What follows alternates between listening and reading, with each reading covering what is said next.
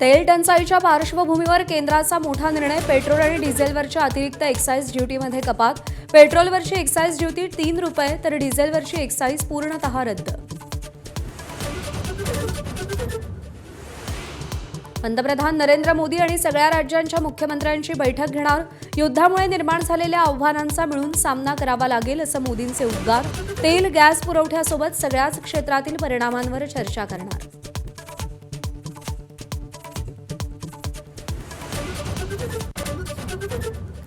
होर्मुझ सामुद्रधुनी खुली करण्यासाठी Donald Trump यांची इराणला 10 दिवसांची मुदत. सामुद्रधुनी खुली न केल्यास 6 एप्रिलला ऊर्जा प्रकल्प उद्ध्वस्त करण्याची धमकी.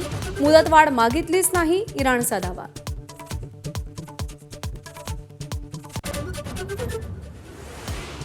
आखाती युद्धाचा आजचा 28वा दिवस. इस्रायलकडून इराणची राजधानी तेहरानवर बॉम्ब वर्षाव सुरूच. तेहरानमध्ये 20 गायब. प्रत्युत्तरादाखल इराणकडूनही इस्रायलच्या अनेक शहरांवर एकाच वेळी हल्ले.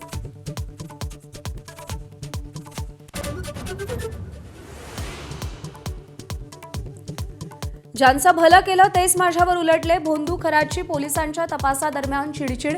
महिलांसोबतचे शरीर संबंध हा विधीचाच भाग होता असाही दावा. कोणावरही जबरदस्ती केली नसल्याचं पोलिसांना उत्तर.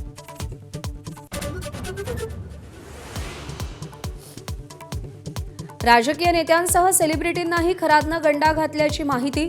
भोंदू अशोक खरात विरोधात एसआयटीकडे तक्रारींचा पाऊस. बनावट रत्न खड्यांसाठी लाखो रुपये घेतल्याच्याही तक्रारी.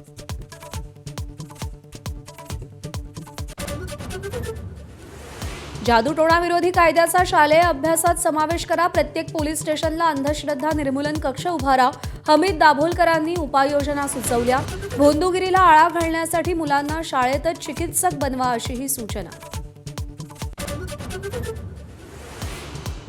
शेजारच्या घरात चोरी केल्याच्या संशयावरून 2 पोटच्या मुलींचा वडिलांकडून उलटं टांगून रात्रभर छळ. 10 वर्षीय मुलीचा मृत्यू तर दुसरी मुलगी जखमी. मुलीच्या वडिलांविरोधात गुन्हा दाखल.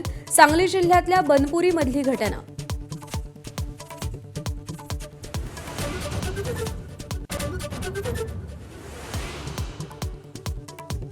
अयोध्येमध्ये आज रामनवमीचा उत्साह. दुपारी 12 वाजता प्रभू श्रीरामांचा सूर्यतिलक. सुरक्षा व्यवस्थेतही मोठी वाढ.